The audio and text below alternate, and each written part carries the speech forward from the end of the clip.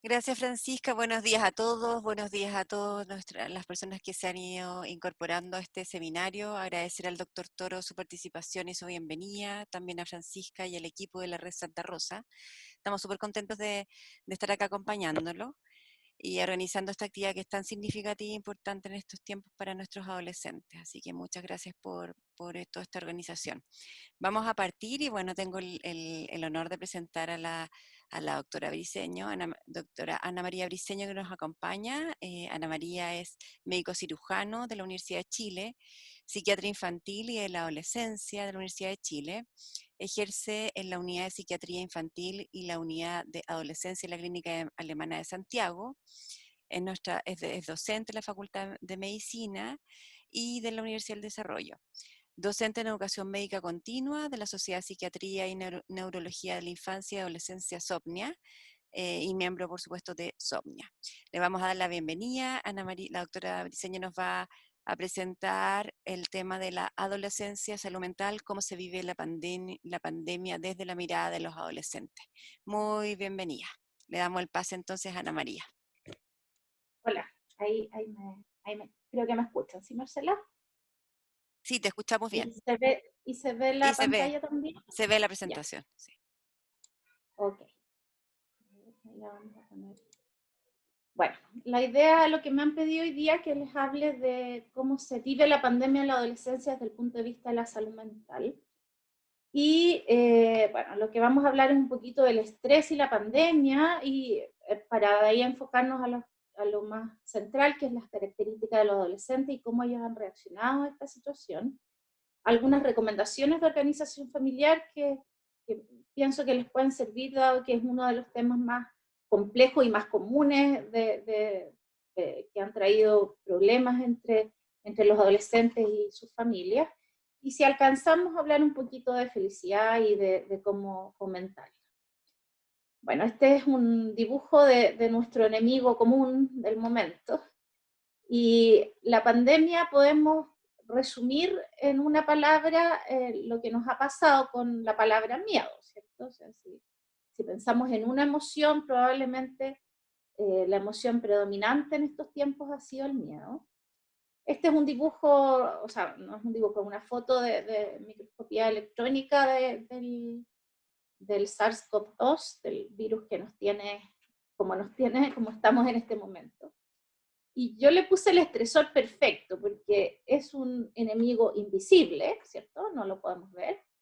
Impredecible, no sabemos cuándo nos va a dar, si ya nos dio, si tenemos anticuerpos, no podemos predecir qué va a pasar. Y si nos enfermamos, no podemos predecir si va a ser un cuadro asintomático o si va a ser, si vamos a terminar intubados, nadie sabe. Es complejo en el sentido de que no es solo la situación de salud que nos afecta, sino que situaciones económicas, situaciones familiares, tiene aristas laborales, tiene aristas en toda nuestra vida y y en aspectos que incluso nos cuesta, nos habría costado predecir que pudiera afectar. Es de riesgo vital, hay gente que se muere y hay personas que están en duelo por esta situación. Hace poco me llegó una chica que la mamá había muerto por COVID. O sea, en el fondo, además tenemos el tema del duelo y finalmente incluso es prolongado. O sea, ya llevamos 8 meses casi en esta situación, no sabemos cuánto tiempo más vamos a estar.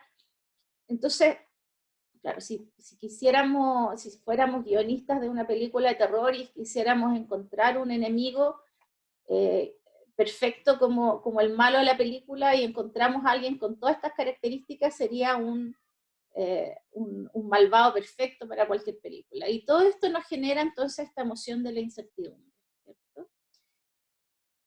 Y entonces viene el estrés. Ahora, este estrés, este miedo, esta reacción, vamos a hablar cómo definimos el estrés, pero antes de esto, ¿qué nos pasa? Tenemos miedo a enfermarnos nosotros, miedo a que se enfermen nuestros seres queridos, especialmente los de mayor edad, que sabemos que tienen más riesgo a desarrollar un cuadro más grave. Están los duelos de la gente que ha fallecido, todos los cambios de rutina que hemos vivido todos. Muchas personas y adolescentes en particular, los que eran más deportistas de alto rendimiento, que entrenaban más frecuentemente, han tenido, ahora recién están retomando el ejercicio un poquito más regular, pero también la falta de ejercicio ha sido una causa de estrés. Por supuesto que ha habido consecuencias económicas para muchas personas.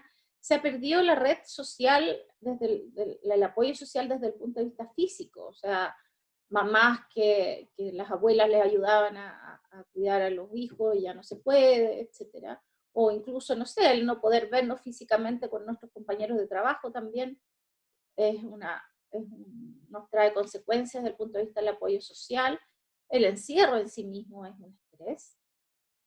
Nos ha costado separar el tiempo personal del laboral con esto de que hay muchas personas trabajando desde sus casas. Y por otro lado, también podemos considerar que es un estrés para algunas familias el compartir tanto tiempo que antes no se había compartido. Para otros ha sido algo positivo, ¿cierto? Pero cuando hay roces, cuando hay dificultades relacionales, esto puede ser incluso un aumento del estrés. Y yo diría que muchas familias lo han vivido un poco mixto, que en algunos momentos ha sido difícil y después han logrado acomodarse.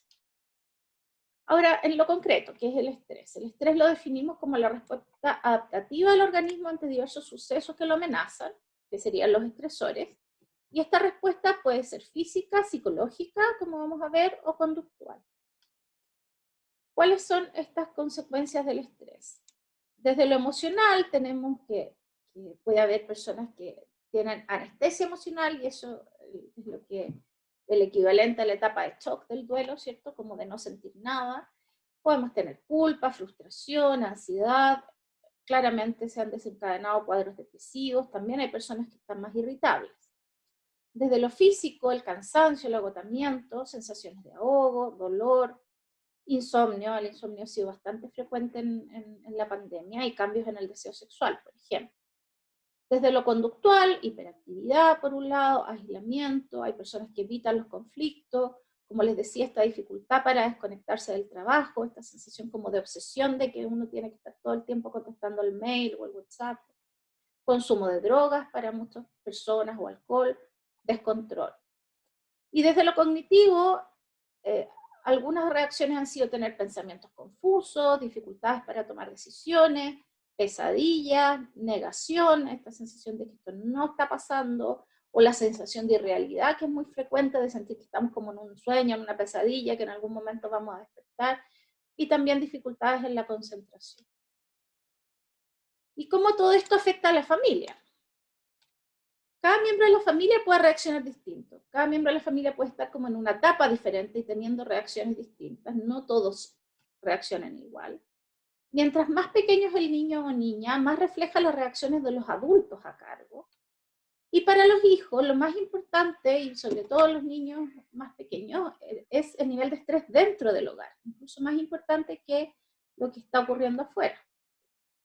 Y hay un primer mensaje que le podemos entregar a los padres.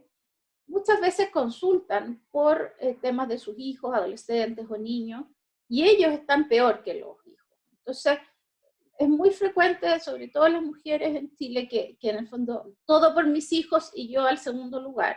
Y ahí este concepto de los aviones, yo creo que es algo que podemos entregarles.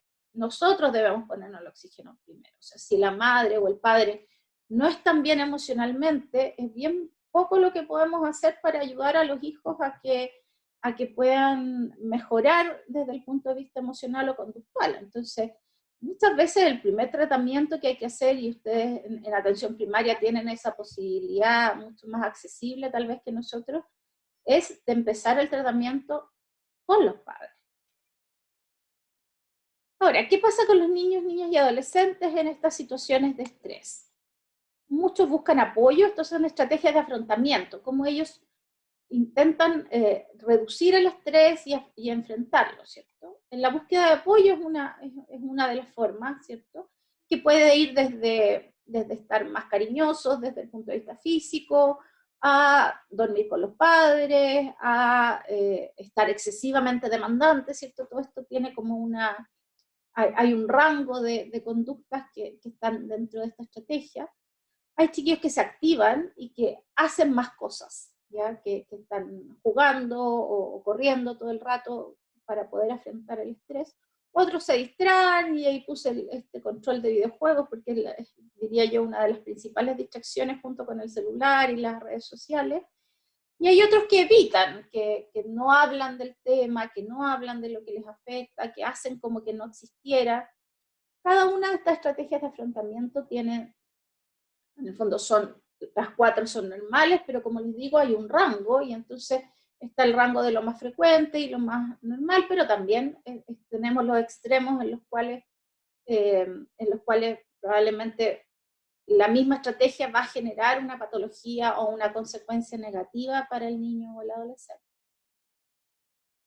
Muy cortito les quise hablar de niños, a pesar de que la idea es hablar principalmente de adolescentes, porque en el fondo tienen hermanos y porque existe este estudio que nos puede ayudar, que es un estudio que se hizo en Madrid en febrero-abril, que como sabemos en Europa la pandemia partió antes, entonces es el equivalente, ahí ya llevan como 2-3 meses de pandemia, sería el equivalente como como junio, julio nuestro. Y esto es en niños pequeños, de escolar y básica, y según ellos, los papás los veían peor emocionalmente, a la mayoría de ellos, pero cuando evaluaron a los niños pequeños de 6 años vieron que no estaban igual en términos de ansiedad, pero los niños de 8 a 10 años había bajado la ansiedad en vez de subir.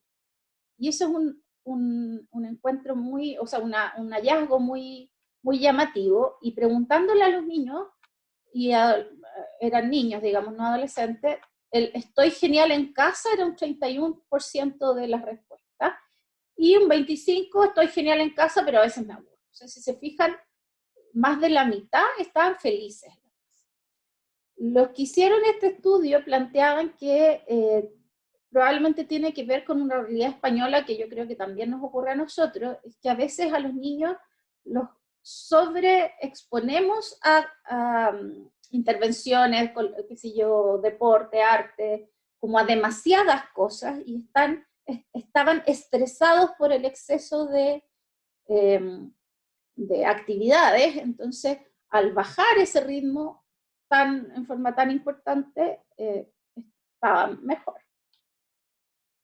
Ahora, esa es una realidad, y es una realidad de país desarrollado, de niños probablemente de un nivel socioeconómico, como les decía ahí, se hizo en un nivel socioeconómico alto o medio alto, pero no es la realidad necesariamente de Chile ni de todo Chile, ¿cierto?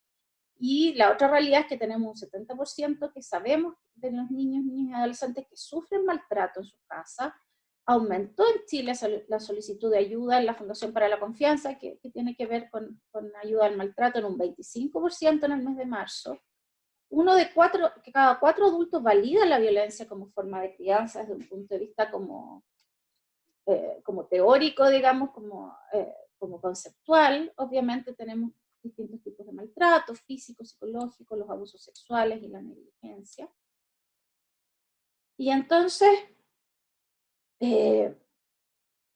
también tenemos que recordar esa realidad, que no es que todos los niños están felices en sus casas, tenemos que pensar que es una opción y que no necesariamente van a estar todos mal como a veces lo pensamos, pero que también tenemos que recordar el tema del maltrato y las consecuencias que pueden vivir ellos en sus casas.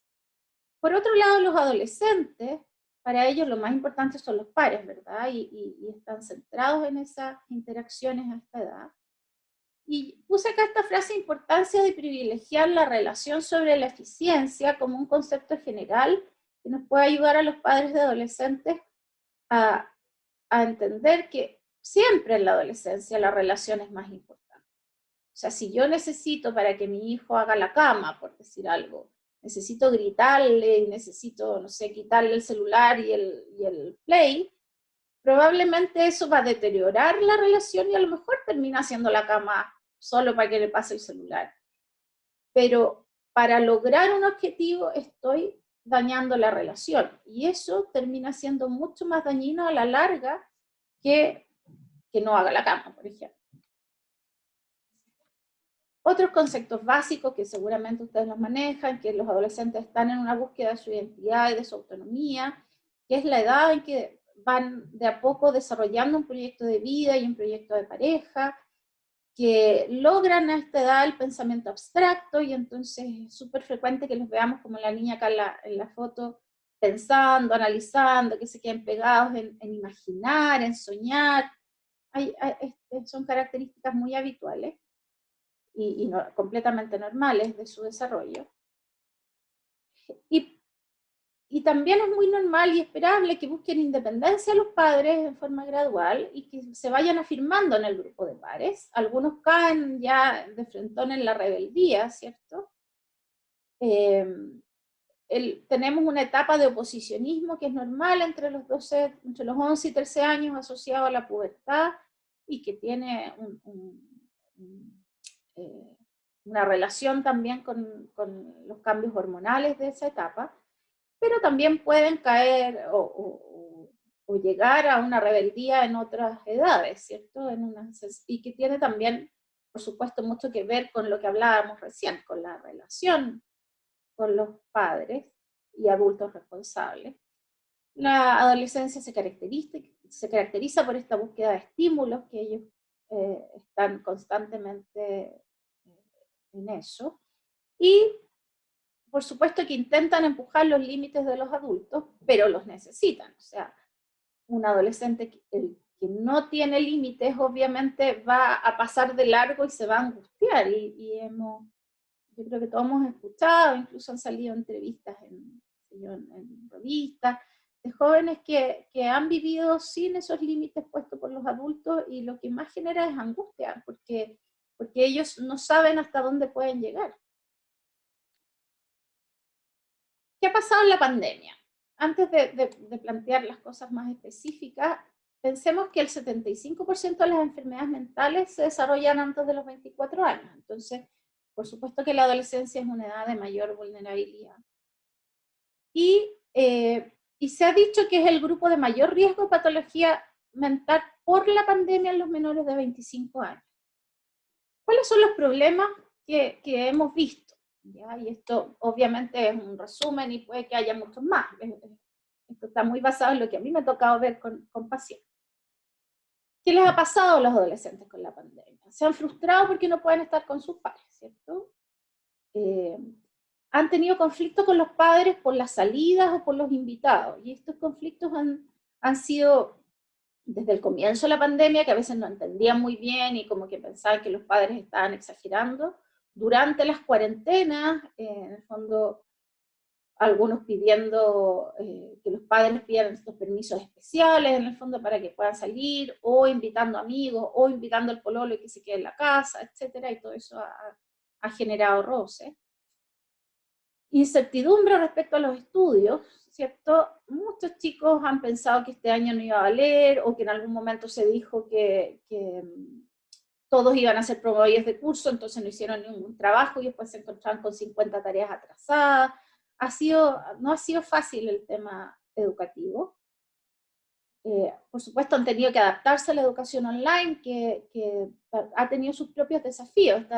El equilibrio entre la autonomía, para poder desarrollar tareas que antes hacían frente a un profesor y con los compañeros de curso, el ocupar el tiempo, las tareas, que en muchos colegios son más que antes. Está el tema, entonces ahí tenemos dos polos, los chicos que han estado estresados y que han estado trabajando demasiado para poder cumplir con los requerimientos escolares, y también han estado el desinterés, los que les da lo mismo, lo que no les importa, o que sencillamente sienten que no pueden seguir el ritmo. También un tema importante de problema o de conflicto ha sido el tiempo de pantallas, redes sociales, videojuegos con los padres, y que por supuesto nos ha puesto en jaque incluso a nosotros como profesionales de la salud, en el sentido de que hoy día no hay ninguna posibilidad de cumplir con las normas de la Academia Americana de Pediatría respecto al tiempo de pantallas, porque ya en las puras clases se nos va el doble o el triple de los horarios recomendados, y por otro lado es verdad y es normal que necesiten comunicarse con sus pares a través de celulares o de los videojuegos, los chicos que les gustan más los videojuegos, y entonces claramente hay un tema ahí difícil. Y otro tema han sido los conflictos por las labores del hogar, ¿verdad? De cómo organizar una familia en un contexto completamente nuevo. Ahora les quiero contar de este sondeo que se hizo en población general entre 15 y 59 años en julio, que lo publicó el Instituto Nacional de la Juventud. Es bien largo y es bien interesante, a los que les guste lo pueden buscar así tal cual como sale acá, sondeo, salud mental COVID, INJUR, y les aparecen en los buscadores. Y como es bien largo, yo les voy a mostrar 2 o 3 resultados nomás, pero hay mucho más detalle. Algo que llama mucho la atención es que si ustedes les preguntaron quiénes han estado muy y bastante estresados, algo estresados o poco o nada, y si se fijan, entre muy y bastante estresados es más alto el porcentaje en los jóvenes, y esto va disminuyendo la barra azul oscuro con la edad. O sea, en el fondo, mientras más joven, han estado más estresados con la pandemia. Otro resultado interesante es, por ejemplo, ¿te has sentido esta pregunta nervioso, ansioso o con los nervios de punta? Casi todos los días un 30% de los jóvenes, de los menores, ¿cierto? De 19 años. ¿Te has sentido bajoneado, deprimido, irritable o desesperanzado? Si se fijan, los jóvenes también tienen un porcentaje alto, aquí varios días casi la mitad, y se fijan, para nada, solo un tercio. Y aquí hay también un resultado interesante: 28,1 de los jóvenes menores de 19 años casi todos los días se han sentido, o sea, que podríamos sospechar un cuadro incluso depresivo en un 28% de los jóvenes que respondieron esta encuesta. Y acá otro resultado muy llamativo: has tenido ganas de terminar con tu vida, suicidarte. Si se fijan, claramente los datos más altos son en la población joven, 9%, 8%, o sea, la verdad es que no han estado bien nuestros adolescentes con la pandemia. Y esto un poco para ligarlo a lo que ojalá tengamos tiempo de conversar, que tiene que ver con las acciones sociales, con las respuestas positivas frente a la pandemia. Si se fijan, no es muy significativo, pero los no jóvenes se han involucrado, el azul es no, o sea, en el fondo los jóvenes se han involucrado menos en actividades de voluntariado, y se fijan como que va aumentando los que se involucran según la edad. Lo que sí, claramente los jóvenes se han involucrado más en cosas en línea que en voluntariados presenciales, y las personas de más edad han sido más de actividades presenciales, pero llama muchísimo la atención que solo un 25% de las personas sienten que han ayudado a otras personas en esta situación tan compleja. Entonces, ¿qué es lo que hemos visto nosotros que ha pasado con los adolescentes? Claramente han aumentado los trastornos ansiosos. Los que lo han pasado muy mal son los que han tenido trastornos obsesivos compulsivos, que no es un cuadro tan frecuente, pero imagínense a alguien con un TOC y que le dicen que hay que lavarse las manos a cada rato, que hay que tener miedo a los gérmenes. En el fondo, la misma situación ha exacerbado sus síntomas. Claramente hemos visto más trastornos del ánimo, depresiones, cuadros bipolares. Los equipos de trastorno de conducta alimentaria, por lo menos acá en la clínica, están colapsados porque mucha gente subió de peso y ahora está restringiendo, o al revés, los jóvenes que ya tenían un cuadro de trastorno de conducta alimentaria ha sido mucho más difícil con esto del encierro y el aumento del estrés. Hemos visto temas de adicciones, perdón, consumo de alcohol. Si bien este mismo estudio habla de los consumos y dice que la mayoría de los adolescentes en pandemia ha consumido menos, porque obviamente no ha salido y muchos de los consumos son sociales, pero también han llegado jóvenes que sacan el alcohol de los padres, y que entonces también hemos tenido y hemos visto problemas de adicciones. Y lo otro que pasó, me tocó estar de turno hace un par de fines de semana atrás, y que llegaron el mismo día varios jóvenes con intoxicaciones alcohólicas, que son los que no habían salido en toda la cuarentena y que ahora están empezando a salir y consumieron en una manera claramente excesiva. Y también hemos visto descompensaciones en cuadros de trastornos de personalidad. Entonces, ¿qué recomendaciones podemos dar? ¿Qué cosas podemos decir en esta situación? Primero, que los adolescentes requieren diálogo con los adultos, ¿cierto? Que ojalá evitemos las peleas. Este tema, vivo peleando con mi mamá o vivo peleando con mi papá, no debería ser necesaria una pelea para poder relacionar, ¿verdad? que necesitan, nosotros como adultos, ojalá expresemos las propias preocupaciones. No es bueno que como adultos digamos, no está pasando nada, esto de la pandemia es lo más normal del mundo, ¿cierto? En la negación frente a los jóvenes nos invita a ellos a no expresar sus propias emociones. Ahora, claro, hay que hacerlo de forma moderada, tampoco se trata de que estemos hechos un atado de nervio y protegiendo y sobreprotegiendo a nuestros jóvenes, porque por supuesto que les generamos más ansiedad. Y si no somos capaces de expresar nuestras preocupaciones de forma moderada, tal vez necesitamos ayuda para hacerlo. Pero hay que ayudarlos a que expresen lo que sienten. Es una manera protectora que va preventiva de patologías cuando ellos pueden decir me siento mal, me siento estresado, quiero llorar. Es importante distribuirnos entre las rutinas y el ocio, ¿cierto? Y tratar de tener un equilibrio entre estos dos polos. Una recomendación de comer en familia al menos una vez al día para siempre, y ahora que, o en el tiempo que estamos más en la casa, ojalá pueda ser más de una vez al día. Ojalá compartir actividades de agrado de los jóvenes, videojuegos, redes sociales, hay mamás que hacen videos de TikTok con los hijos, etc. Y esta es una recomendación muy importante y tiene que ver con la diapositiva anterior, que fomentemos el altruismo y el sentido de trascendencia en nuestros adolescentes.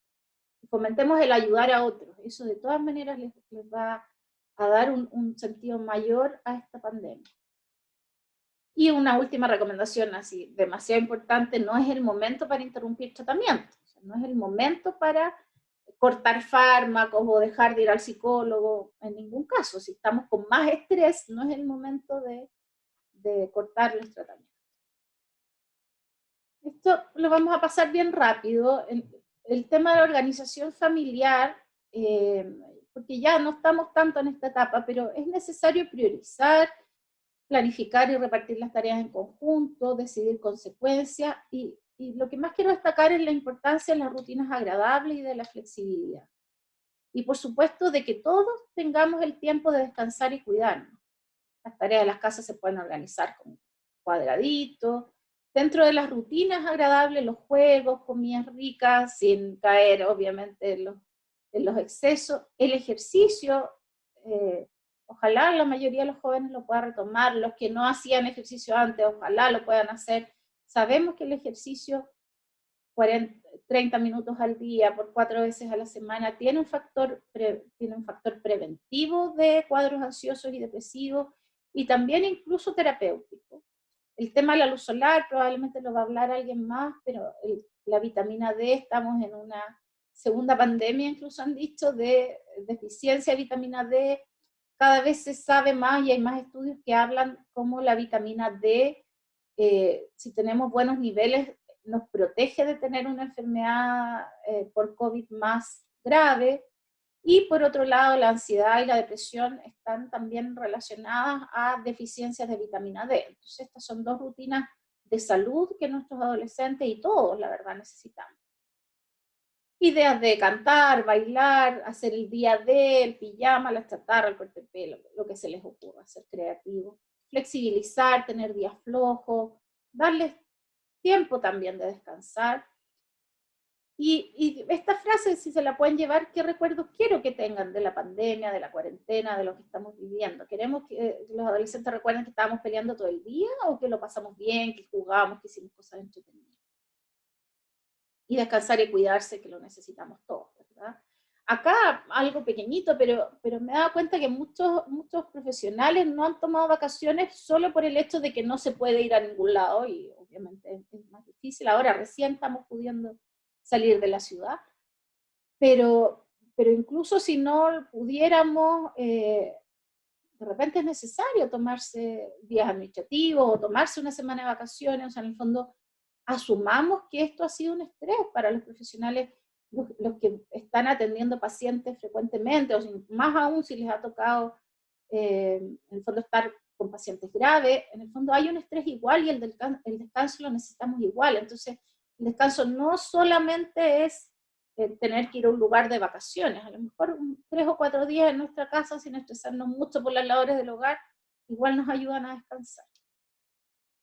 Entonces necesitamos no sobreexigirnos y darnos permisos a nosotros mismos y también a nuestros adolescentes, ¿verdad?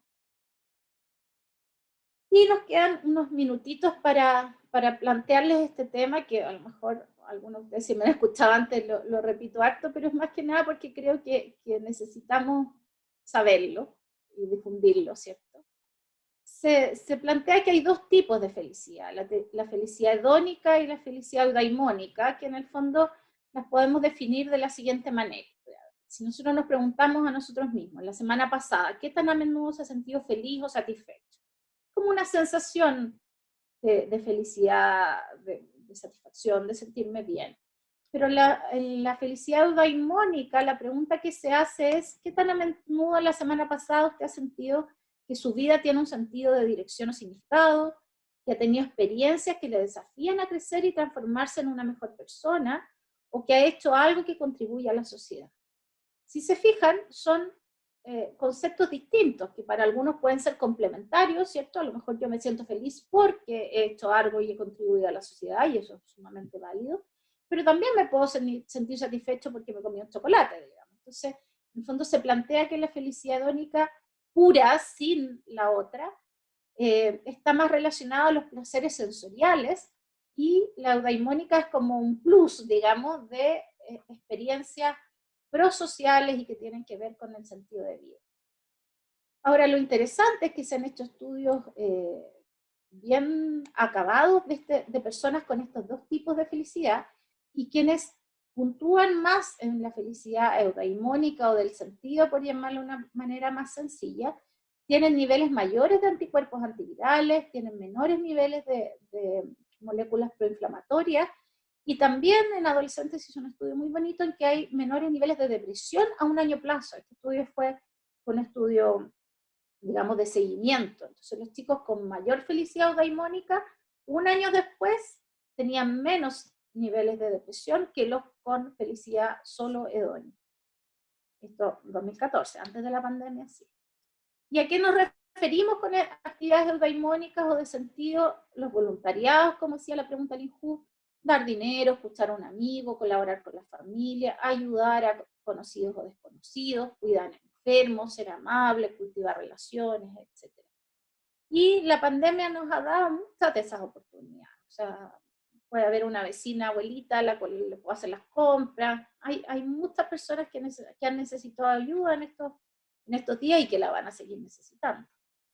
Entonces la idea es no caer en esto que se llama la adaptación hedónica, que tiene que ver, como les decía, con los placeres sensoriales, en las cuales, no sé, me compro un chocolate, consumo algo, me compro un teléfono nuevo, y al rato y estoy bien, estoy contenta, pero al rato me aburro y me adapto y me acostumbro a mi teléfono nuevo, entonces necesito mayor dosis, salió uno más nuevo, o otro estímulo distinto. Entonces, si yo quiero ese teléfono más nuevo, y obviamente la sociedad, la publicidad, las redes sociales, etcétera, amplifican mi deseo de tener este nuevo consumo, y entonces caigo de nuevo en otro consumo y estoy contento un rato, pero vuelvo a entrar en este ciclo.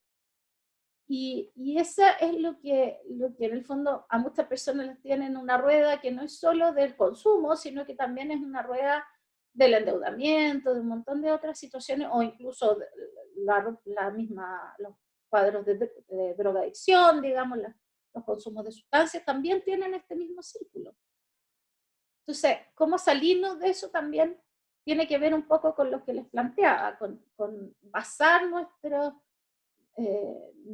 sensaciones positivas, nuestras emociones positivas en conductas y en actividades más prosociales. Y que todos lo hemos hecho, bueno, los que trabajamos en salud nos dedicamos un poco a esto, ¿verdad? Y claramente sabemos que es mucho más satisfactorio. Entonces la invitación final es darle como sentido a la cuarentena, a la pandemia, a todo lo que estamos viviendo, y cada uno puede elegir el sentido que quiera. Puede ser un sentido familiar, un sentido de estar pendiente de alguien o ayudar al prójimo, más altruista. Podemos darle un sentido histórico y a lo mejor queremos registrar todo lo que está pasando, pero en el fondo el tema de darle sentido, claro, como decía Víctor Frankl, a quien lo ha leído, nos ayuda y es un tremendo factor de resiliencia que nos ayuda a salir fortalecidos de situaciones difíciles como las que nos ha tocado vivir este año. Eso, muchas gracias. Muchas gracias, doctora Briceño, por su presentación súper clara. Tenemos acá un par de preguntas y voy a partir por la primera de Paulina Sarmiento, que plantea si han aparecido otro tipo de adicciones en el contexto de pandemia, considerando que el consumo de alcohol baja en la cuarentena porque tiene menos acceso social, etcétera. ¿Se han observado algún tipo de adicciones que hayan aumentado o algo distinto como patrón de comportamiento? Bueno, obviamente estas respuestas, así como lo que se ha observado, es lo que he observado yo y lo que he conversado con mis colegas, ¿cierto? No hay estudio en que uno se pueda basar como en estadísticas más fehacientes. Yo diría que más que cosas nuevas, probablemente los chicos se las han arreglado de alguna manera para seguir con los consumos o las adicciones, no todos, pero algunos los que han estado más involucrados y con conductas más problemáticas, se las han arreglado para conseguir sus consumos, digamos, no sé si es marihuana, conseguirse la marihuana, etcétera. También hemos visto, a mí me ha tocado ver un par de chicos que han explorado otras cosas, como los consumos de inhalantes, que a lo mejor antes no lo hacían y es algo que está más a disposición en las casas. En el fondo, claro, los que han estado más encerrados tal vez han tratado de ser, por decirlo de alguna manera, más creativos con la búsqueda de sustancias que puedan generar esta, estas sensaciones que ellos buscan. Ahora no ha sido, diría yo, algo tan frecuente, pero lo que sí hemos visto harto es en los consumos de alcohol, en el fondo que le sacan el alcohol a los padres y chicas, hombres y mujeres que terminan ebrios incluso solos o haciendo estos telecarretes con los amigos, digamos. Y lo otro es lo que les contaba, que ahora con la posibilidad de juntarse presencialmente, me tocó ver varios con descontrol de los consumos de forma importante. Y en función del tema, por ejemplo, del sexting, ¿no es cierto? Como esta envío de imágenes, ¿no es cierto? O Sí. activación sexual a través de las redes sociales, ¿qué han observado? Este era un tema ya desde antes, ¿cierto? Sí. No es algo nuevo ni que surgió ahora con la pandemia, pero sí hemos observado chicos que han estado, en el fondo, más, como por decirlo de alguna manera, adicto a la pantalla en todas sus dimensiones, ya sea por el mismo videojuego y que obviamente, como comentaba, para los padres ha sido muy difícil, incluso para nosotros mismos como profesionales, plantear cuál es el límite de las pantallas hoy día en esta situación en la que están los adolescentes. Y como ha sido eso tan difícil, ha sido más frecuente que los chicos sencillamente se descontrolen o lleguen a conductas adictivas con los videojuegos. Y también entonces con las otras consecuencias, con el sexting, con comunicarse con personas desconocidas, incluso este tema dentro de la adicción a videojuegos, de gastar dinero de los padres, sacar tarjetas de crédito, en el fondo todas las conductas asociadas al consumo y exposición excesiva a pantalla, claro que han sido más frecuentes. Ujú. Gracias. Hay otra pregunta que hice respecto a las películas o televisión. ¿Cuánto se sugiere ver temáticas que sean muy directamente relacionadas con pandemia? eh, ¿Cómo administrarlo? Porque hay mucha, ¿no es cierto?, información a través de la prensa, de los programas de televisión. También hay películas que son casi como Lo que estamos lo viviendo. que estamos viviendo, ¿no es cierto? Entonces, Sí, ¿cuánto es recomendado? ¿Cómo administramos eso? sí, es una súper buena pregunta de nuevo, la respuesta es mi reflexión al respecto, ¿cierto? Yo lo he recomendado en personas adultas que están en una etapa más de negación, o sea, las personas que están como más disociadas de la situación, yo creo que les hace bien ver las películas de pandemia, en el fondo, como reflejar la realidad en la pantalla nos ayuda a conectarnos emocionalmente, y en el fondo decir, wow, es lo mismo que estoy viviendo, y lo estoy viendo en una pantalla, y en el fondo logro conectar esa emoción que me ha sido difícil de conectar. En esos contextos, cuando hay esta disociación, yo creo que es algo que ayuda. Ahora, en los adolescentes, todas estas intervenciones, por decirlo de alguna manera, debieran ser mediadas por un adulto. O sea, en el fondo no ponerlo en la película La Pandemia, sino que a lo mejor acompañarlo, conversemos, no dejarlos solos en eso. Y al revés, alguien que está muy angustiado no vea la película La Pandemia. O sea, en el fondo depende mucho de cómo ha sido mi reacción emocional frente a esta situación. Bien, otra pregunta más apunta a, según su experiencia clínica, ¿se ha visto más dificultades de los padres para poner límites y normas en el hogar? Yo creo que ha pasado de todo. O sea, yo creo que no tengo la sensación que la pandemia haya cambiado las dinámicas, solo se han como visto más notoria cuál es la dinámica de cada familia. O sea, las familias que han sido funcionales, todos, yo creo, todos hemos pasado por dificultades, todos pasamos por un periodo de adaptación que es absolutamente normal porque es una realidad nueva. Yo creo que los padres que tenían dificultades de antes para poner límites, como tienen que poner límites más horas al día, obviamente la dificultad se ha exacerbado, pero yo creo que es algo que ya venía de antes. En lo que sí creo que ha sido difícil para todos, y me incluyo, es el tema del poner límite con las pantallas. Eso ha sido muy complejo porque, en el fondo, cuando los chiquillos dicen, pero es que si me junto con mis amigos a través del videojuego, es verdad, y no tienen otra manera de hacerlo. Entonces, yo creo que ese límite en particular ha sido muy complejo. Ujú.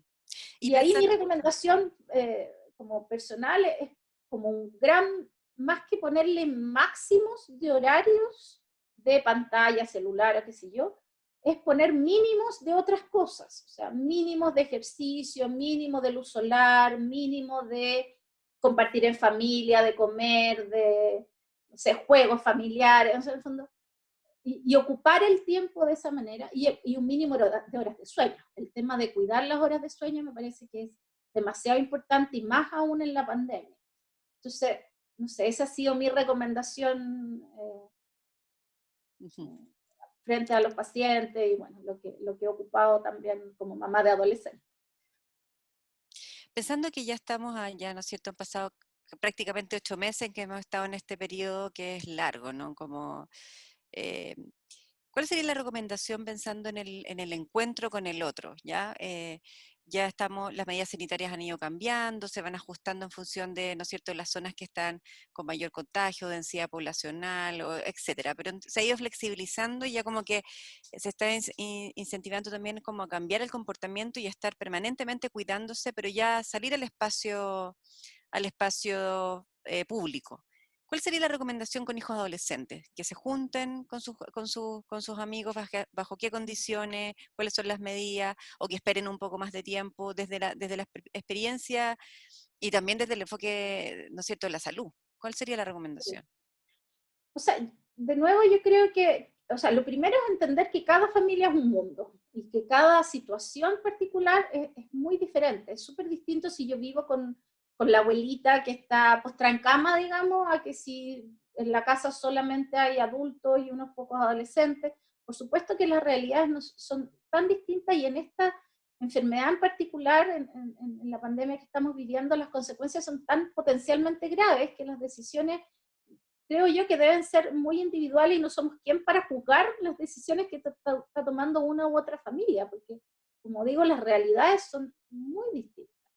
Ahora, respecto a los adolescentes, creo que tenemos que hacer todo lo posible para que se junten con sus amigos, lo necesitan, la mayoría.